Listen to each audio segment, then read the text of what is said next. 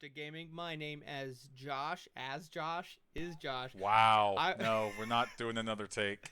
I know. So, I was thinking about saying joined as ever, but I got ahead of myself. So here we are, joined as ever, but not really, with just Ray because Mike is on assignment today and not joining us for this super special quick hits episode of Unscripted Gaming. Ray, say hello. Hello. So we That's out just of the wanted way. to get together today because, in case you weren't aware, uh, it's been a busy week if you're into video games, especially hardware specifically. Ray, this we can kind of think of this as Josh's Tech Minute, the podcast right now. In a way, yes. It's been a busy week if you're into hardware.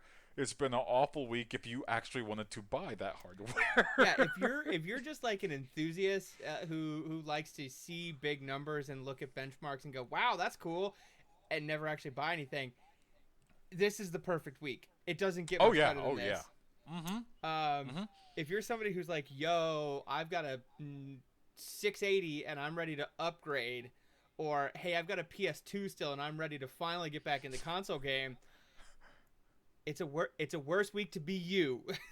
Yeah. Yeah. Well, where do we start? Like, you know what? Nvidia started off first and they started off poor. Let's go with him first. Yeah, so this was the week of the 3080 launch.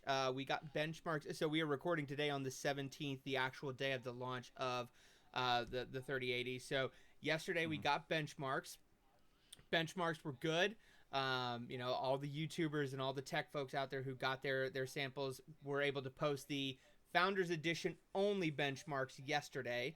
And from the looks of it, maybe some of the hype was a little overblown.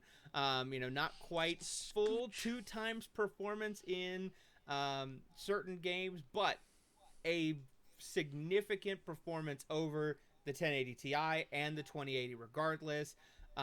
There were some teardowns that got posted of the Founders Edition card. Looked pretty cool. But so today, when the card was supposed to officially be available because they weren't taking pre-orders on anything, things didn't go very smoothly for Nvidia or any of the folks who were posting cards for sale today. So, I had a friend that actually wanted to buy a 3080, and he was at Nvidia's site, and the Reddit message boards for Nvidia are having a giggle, or giggle, and also kind of an anger. That Reddit board is on fire, because Indeed. people have found out that to actually buy the card, the checkout button was, especially if you were looking for the 3090, that button was hard coded, as in it was written into the code to say sold out. Like that button never worked. I don't know how true that is, but people were posting like the Johnson file saying like, "No, here it is. Here's the proof." That seems pretty solid. I, I went the Occam's razor route and said, "Tell you what, what if they sold out and they're like, we don't want. Here's my idea. They don't want any false positives, so we're gonna make it literally impossible for there to prove a false positive of you can buy it. You accidentally get it in your checkout, and then you're expecting a shipping order. If that's the case, that's smart.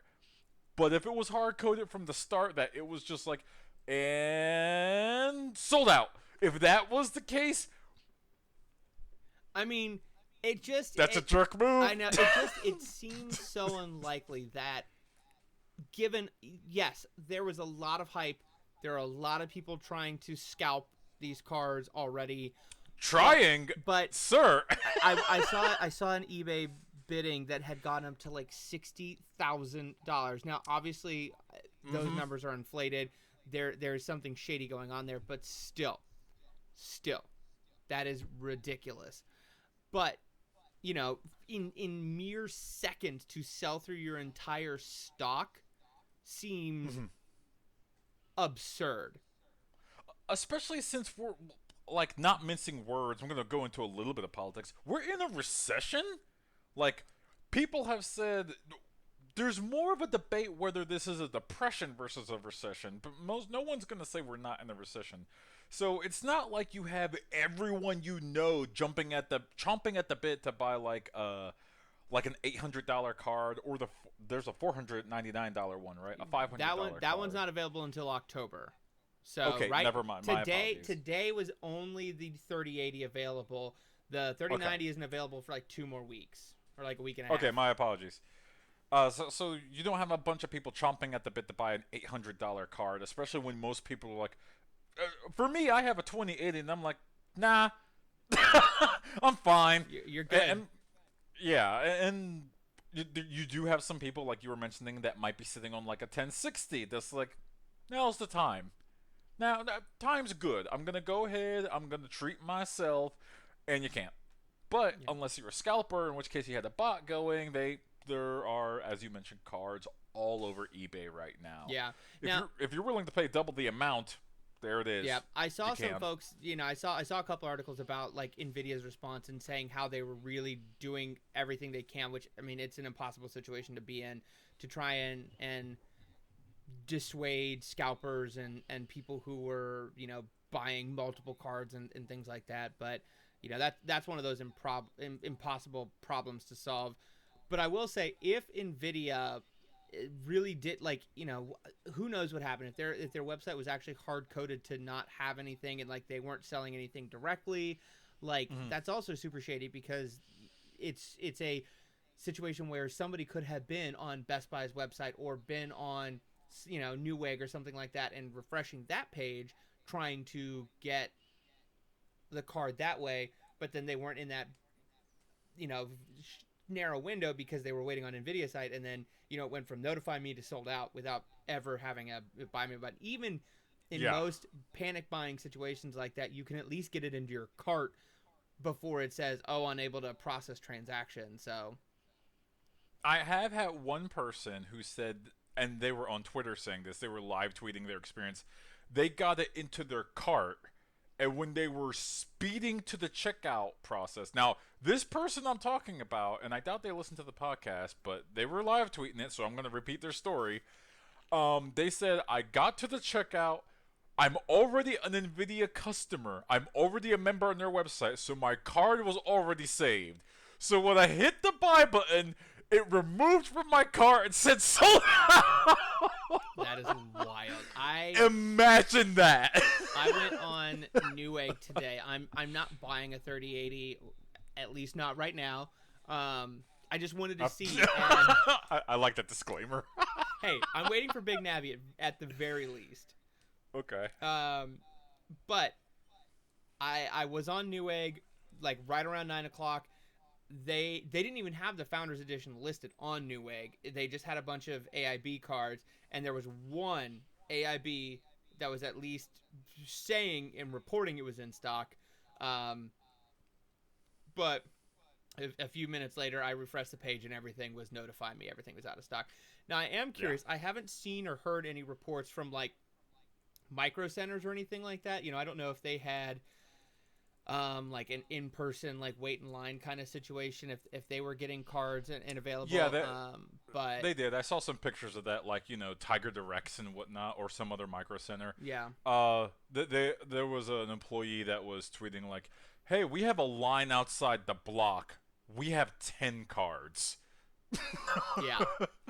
And it doesn't matter if you tell people in the line like, hey, we have 10. Remember when me and you, when we waited out line to Best Buy to go buy a Wii, Yep. and you had employees walking up and down the line, and they said, we have 100. There are 300 of you out here. From this point on, you're assured not to get one. And they were pointing at like person 120. Yeah. I remember that fondly. I can't imagine having waited all that time to be told like, sorry, bud, we don't have them.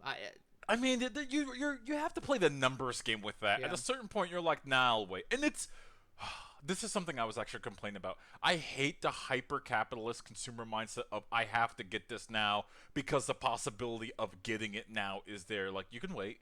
You wait it how long? Your computer's not going to blow up. It's okay. Take a month. Take 2 months. They'll get them back in stock.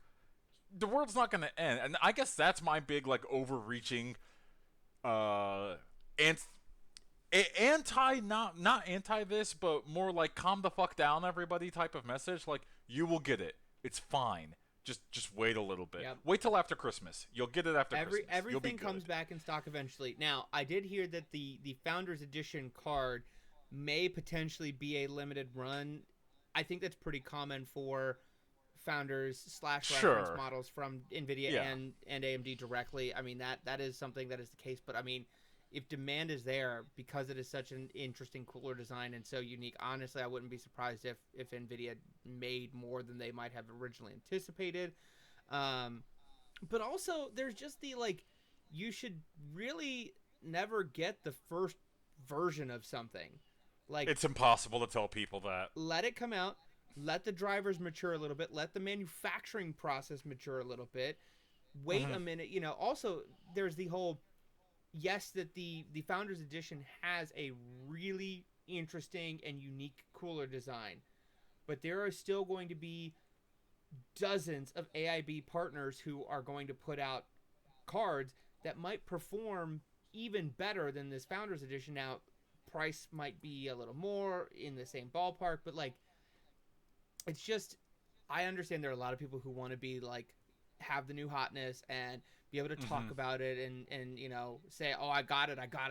But there's also something to be said for just letting the market mature a little bit, letting the product mature a little bit before you jump in and say, yes, I'm going to go get that card. You know, we still don't actually know what AMD is going to announce. Now, you know, rumors are saying that, like, they're probably not going to be competing on the ultra high end, but we don't know. You literally don't know what they have now. So just wait a little bit, you know. Even if you have a situation where your graphics card died, there are plenty of $100 cards out there that you could get and slap in your system until you're ready to buy, and then resell that for almost what you paid for it. So, or just, if you want to go like the very frugal route, and I know I'm saying frugal when I'm talking about high-end gaming components for PC, so maybe that's not the right word. But if you want to go the least expensive route, how about that? Just get a 2070, get a 2060. You'll be fine. Here's the thing: most games that you're going to buy on the market right now will run a game perfectly well at 60 frames per second at 1080p. Josh, stop. You're the problem. You're the problem. If my FPS doesn't have a 3-digit number, there's a problem. You need to stop. Even then, there are many games that the 2070 will run at 90 frames per second at 1080p. And that's fine! That's fine! You will get a good gaming performance. I think the most intense game that came out recently was, or has it come out? Or is coming out? Is Crysis Remastered. It's still not out yet, but it is coming out. That game has a can it run Crysis mode built into the game. I don't like that. I think that's dumb. I think that's so I'm so happy that they steering into the skid there. I get it. Yeah, you kind of have to.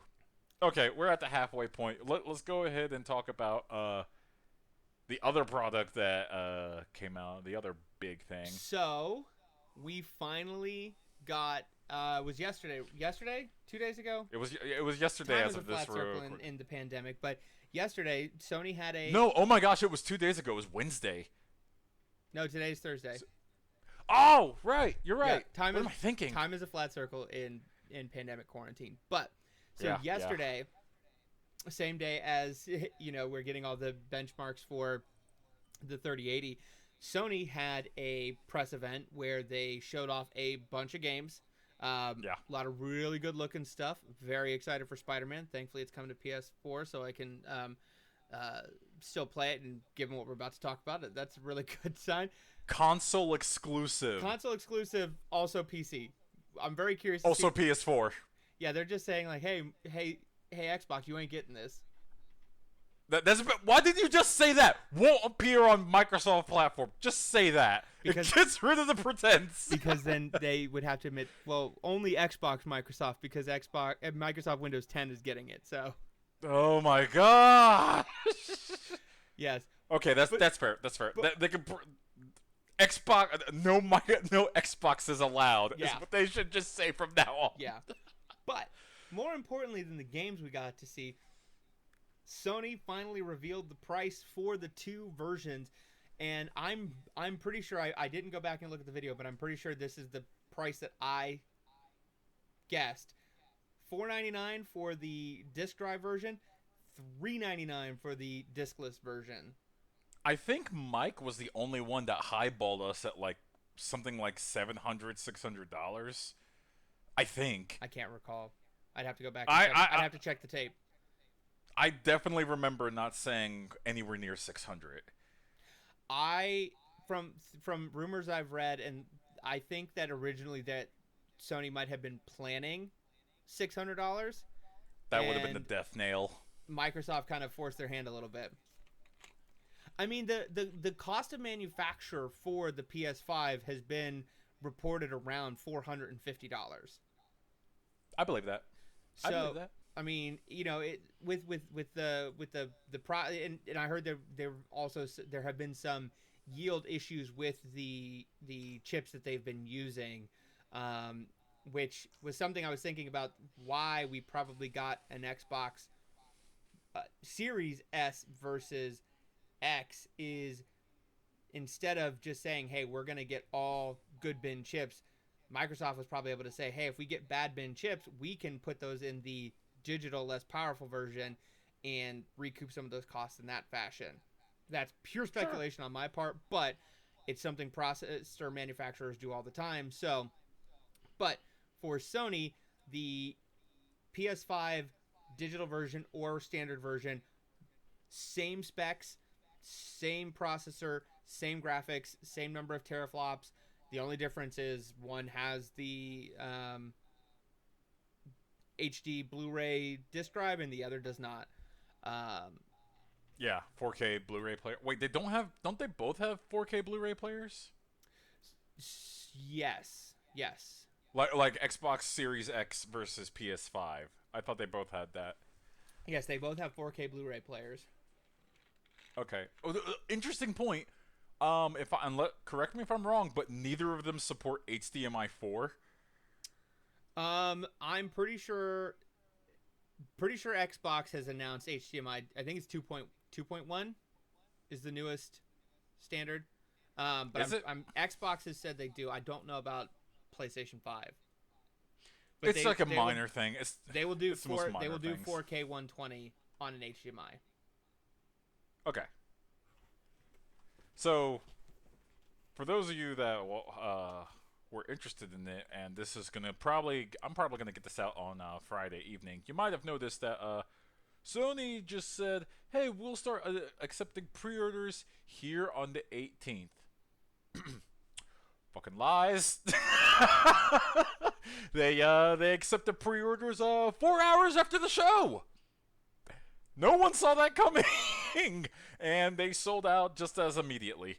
They had legitimate sales. I actually know some people that I work with that actually have their pre-order receipts. It wasn't like the Nvidia debacle. As a matter of fact, you can go to many retailer sites and they'll tell you about the pre-orders. Don't harass your Best Buy employee or GameStop employee, because you tell you what, they were just as surprised as everyone else. Nobody knew that this was gonna happen. So, and there's a YouTuber I listen to, Review Tech USA. I've been watching him for like since 2010, so yeah, 10 years. His theory is that Sony did this to avoid scalpers. And if they did that, that's smart. That's shockingly smart. Where they just said the scalpers can't set up their bots if we don't tell them when to set up. Unlike Nvidia, who gave you the exact minute of and the exact second of when their sales were going to happen. So, I could buy that. Yeah, I could mean believe that checks out. I know certain retailers like I think Walmart had a batch go up today at like 9 p.m. Eastern, and those were sold out in a minute. So, I think this is also going to be a hard console to come by. I saw some reports that the initial batch ordered was 5 million, then they doubled that to 10 million, but now they're looking at a shortage of about 4 million. based on just the chip issue and supply constraints and whatnot. So, I mean, 6 million is still a lot of consoles, but that is not a lot. Also, especially for a holiday season where you're going to have two consoles releasing within 2 days of each other. I think. Wait, you're saying 6 million for both versions of PS5? I don't know if they specified if it was 6 million of each or just 6 million in general. I don't know if Sony has any data of how they're doing, if they're going to do an even split, if they're going to, um, do 60% and 40% standard versus digital edition. I have absolutely no idea. I haven't seen any reports about that. I imagine that digital version is going to be really popular. You think so? I do. Especially from my PC, primary gaming experience, like, I have not bought a physical game in so long. I think really the last physical game I got was the something for the Switch, because it was like $10 cheaper while I was browsing Walmart, and it was just there, and I was like, oh, buy. Wait, the physical version of a Switch game was cheaper than digital? What game was this? That is never how that works out. Paper Mario. Literally, I was just browsing in Walmart, and I saw Paper Mario for $50. Huh. Yeah. So I picked it up, but then I got Spider-Man for PS4 physically because it came with the console. I mean, that only makes sense.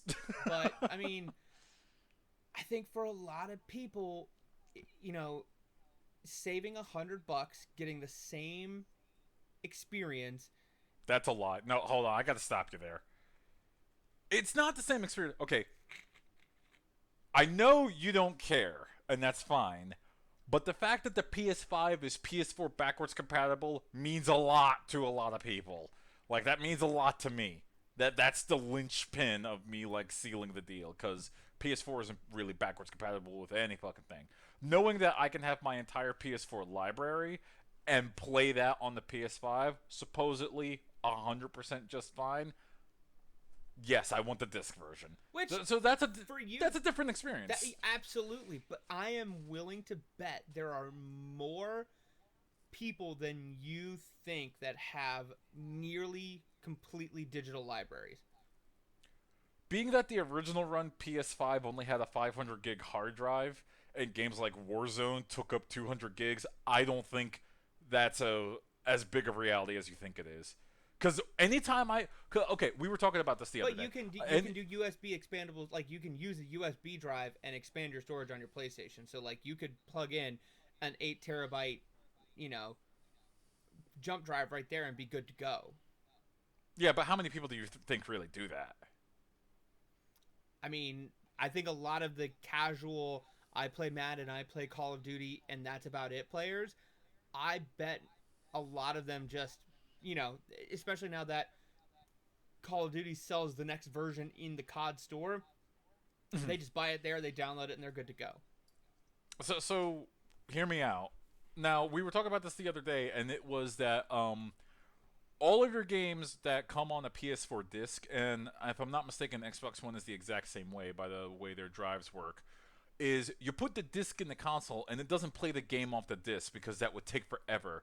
It plays the games off of the hard drive. It's downloading the game to the hard drive. That's why you can't... Long gone are the days, except for when you're playing Nintendo games. God bless them.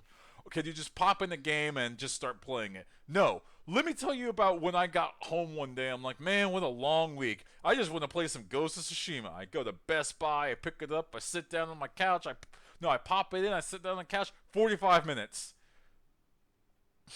Yeah. But here's the thing. Anyways, hear me out. That whatever 45 minutes, that's going onto my hard drive, and the game stopped me halfway through and said, "You don't even have enough space. Get rid of some of the other games off your hard drive." And so I had to go and do that and finagle them off there. The fact that I still purchased them is still there because I still have the disc or I still have the save file. But the point is, there is a privilege to physical media. And you're right, there is a privilege to digital media, but they are two completely different experiences. Absolutely, and I'm not saying that they're not. I'm just saying, you could have been at work, Ray, and you could have just Uh-huh. said, "Hey, PS4, why don't you download Ghost of Tsushima while I'm at work? Oh, hey, let me do some little management. Okay, you're good to go." And then you got home and you picked up the controller, and boom, you're in the game. That's You true. could I have could done have that, done that. but You're absolutely I, right. I I really do think that you are underestimating the amount of people who have giant physical libraries or who would see that $100 savings and say, "Heck yeah, like I get most of my games digitally anyway. Let's Mhm. let's let's go." Especially looking at the Xbox and saying, "Okay, that cheaper version is way less powerful." So there's no way. So I think it's a good move. Mhm. I don't think it will be their most selling version of the console, but I think it will be bigger than you give it credit for. I will say, I know we're a little bit off topic, but while we're talking about digital consoles, I will say the Xbox Series S is going to perform way better than the PS5 discless version because one, it's $200 versus $100 off. You know you're getting a less powerful version of the console when there's $200 off the price tag, but that's okay because you can still play Xbox Series blank games. Ugh. I hate your naming convention, Microsoft. Xbox Series blank games at 1080p.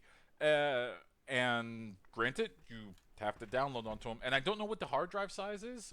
Oh, Josh had to walk away. So I'm going to have to look up what the hard drive size is real quick. Not seeing it at the moment. But still, that said, it will still be a much better value for people that want to go ahead and buy the console and then pay the it's like $15 a month with the Microsoft Game Pass, and also they give you the option to lease the console at $25 a month. I think. Yeah, I don't. it's $25 a month for the Series S and $35 a month for the Series X. I think that's. I personally think that is way more attractive to the value conscious consumer that wants high def gaming, because that's the price of a Switch for a next gen Xbox console. Plus, you get Game Pass with it too for that 2 years. Yeah, I was just saying that when you walked away, like Yeah, getting the game, getting the option of Game Pass, so you're never going to be without games to play, is just too attractive.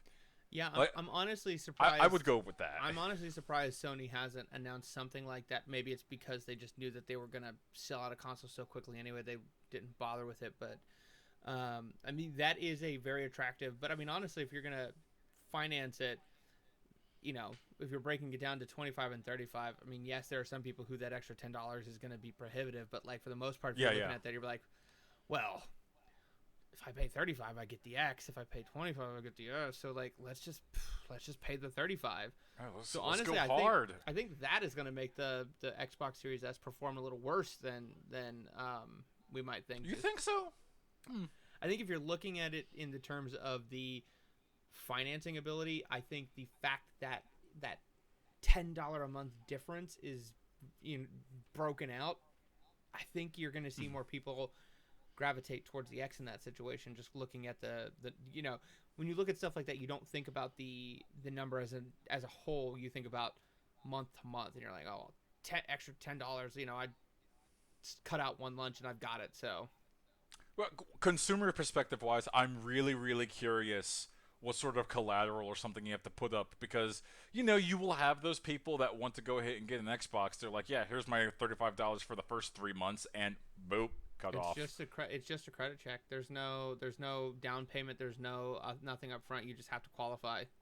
So I mean, you obviously probably have to have pretty decent credit because I'm assuming it's like like a Synchrony Financial something like that. But I mean, it's also Sure. 0% APR, and honestly, you're getting basically a little bit off of the console because depending on how you look at it, you're either getting a cheaper version of Game Pass or you're getting a cheaper console. It's just kind of how you slice it up, but. I would love to read like the crediting terms for that, because that stuff interests me, of just like a video game company getting into that shit. of just like, okay, so what's the collateral? You already said I already saw also it's 0% APR, which is great. But what's like what are the late fees like? What happens if you miss all the payments? Do they just boom charge you up front? Do you do they shut off your account if you got the Xbox One F? Do they just like send a signal like yeah, we brick this console until you pay up or something? I don't know. They're definitely gonna send you to collections. That's for sure. Yeah. I'd be curious. I don't know that they could necessarily like kill the console. They would definitely. Why not? I mean, it's possible. I mean, there are some car companies that like they have a switch. They dead your car if you don't make payments. Granted, it's not all car companies. There are some car sellers that do that.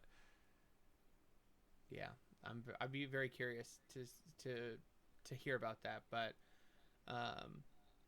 yeah. So it's been a busy really just 2 days, but yeah, it's been 2 days. We're gearing up for a hectic holiday season again. The 3090 is coming out on the 24th, I think. So next week, we have the 3070 in October. We have the either launch or announcements of AMD's Big Navi and Zen 3 in October. We have the actual launch of both the PS5 and the Xbox Series in November.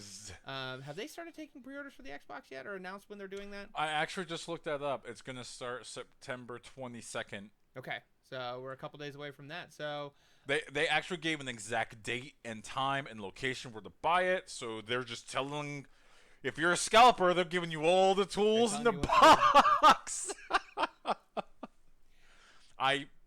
After we've seen what Nvidia has done, I don't know if maybe that's the wisest idea. I don't know. Maybe Study did a smart play. Who knows? Yeah, maybe. Nah. But you know, Ray, do you know you can hear all the analysis on whether or not that was a smart move for everybody? I'll not bait. I feel like I'm being baited, but I'm gonna bite anyways. Where, Josh? Unscriptedgaming.com, where you can find everything we do here. You can get us everywhere on the internet. We're at Facebook at Unscripted Gaming Podcast, at Twitter at unscript_gaming. You can get us on SoundCloud at soundcloud.com/unscripted-gaming. You can get us on Apple, Google, YouTube, Spotify, everywhere. Get us in your ears, get us in your eyes, listen to us, watch us. Thank you so much for watching Unscripted Gaming. My name is Josh. My name is Ray. Peace.